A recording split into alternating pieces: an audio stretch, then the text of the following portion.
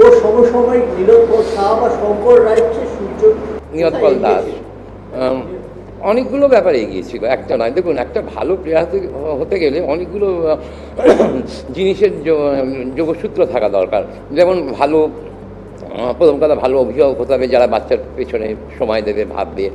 ভালো একজন প্রশিক্ষক হওয়া চাই যে বাচ্চাকে ভাববে।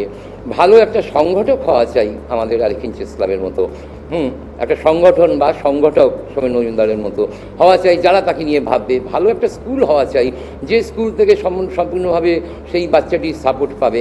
এই সব দিক দিয়ে বিচার করতে গেলে সূর্য তৎকালীন সময়, আর যে শঙ্কর তো একটু সূর্যর থেকে বড়ই ছিল, বেশি বড় না, তাও 7-8 বছরের বড়। আর নীলোৎপল দাস বা সন্দীপন চন্দ্র বা সপ্তর্ষি রায়চৌধুরী এদের থেকে সূর্য অনেক বেশি এগিয়েছিল। কারণ এরা সেই অর্থে হয়তো এদেরও বাবা মা সেরকম ভেবেছেন, কিন্তু তারা ছেলেকে স্কুল বন্ধ করিয়ে দেননি। সূর্যর বাবা মা ইচ্ছাকৃতভাবে স্কুলের যাওয়া, বা এমনকি সূর্য পরীক্ষাও দিত না, শুধু স্কুল যেত না তা না, যে স্কটিশ চার্চ স্কুলে 3টে টার্ম দিতে হতো, first term, second term, final. ওর হেডমাস্টারের সঙ্গে কথা ছিল যে উনি বলতেন যে তুমি যে কোনো একটা টার্ম দাও, যে কোনো একটা টার্ম দাও, সেটা একটু ভালো দাও, বাকি দুটো টার্ম না দিলেও তোমাকে আমি।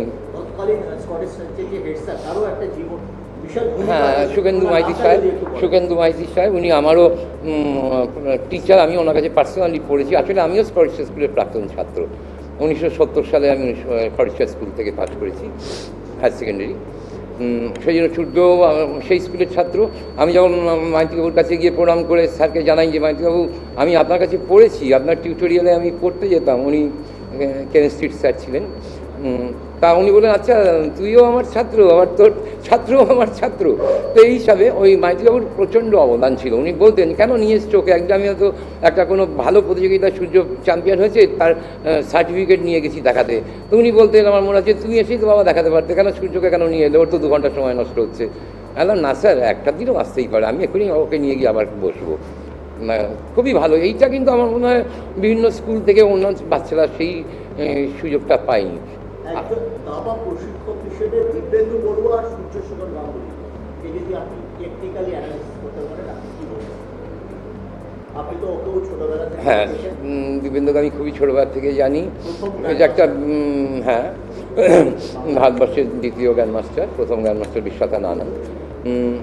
ঘটনাটা হচ্ছে দুজনের দৃষ্টিভঙ্গির মধ্যে খুব একটা পার্থক্য আমি দেখিনি। দিব্যেন্দু ছোটবেলায় প্রচণ্ড বুদ্ধিমত্তার পরিচয় দিয়েছে। আমি ওর সঙ্গে খুব ঘনিষ্ঠভাবে থেকেছি। দিব্যেন্দুর বাড়িতেও আমি যেতাম প্র্যাকটিসের জন্য।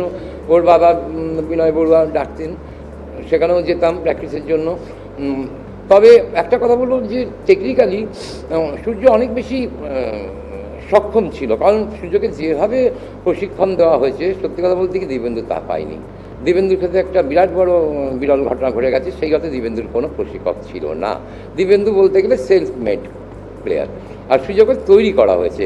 সেই জন্য দিব্যেন্দু যদি সেভাবে সুযোগ সুবিধা সব রকম পেত, হয়তো আরও উপরে উঠতে পারত। অনলাইন কোচিং একটা নতুন ট্রেন্ড বিশ্ব দাবাতে, এই ব্যাপারে আপনি কি বলবেন? অনলাইন কোচিং নিঃসন্দেহে সুবিধা তো করছেই।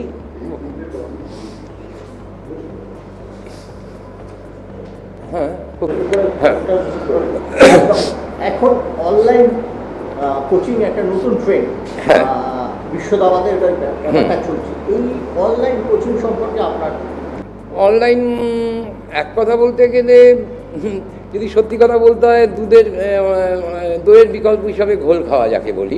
মানে অফলাইন, যেটাকে আমরা ফিজিক্যাল ক্লাস বলছি, সেখানে যেমন একটা টিচারের সঙ্গে স্টুডেন্টের সব রকম ইন্টারাকশান হচ্ছে, অনলাইনে অনেক রকম অসুবিধা হয়। আমিও প্রচুর অনলাইন ক্লাস করি, বর্তমানে আমার বিদেশেও অনেক স্টুডেন্ট আছে, এবং সব টিচাররাই করেন।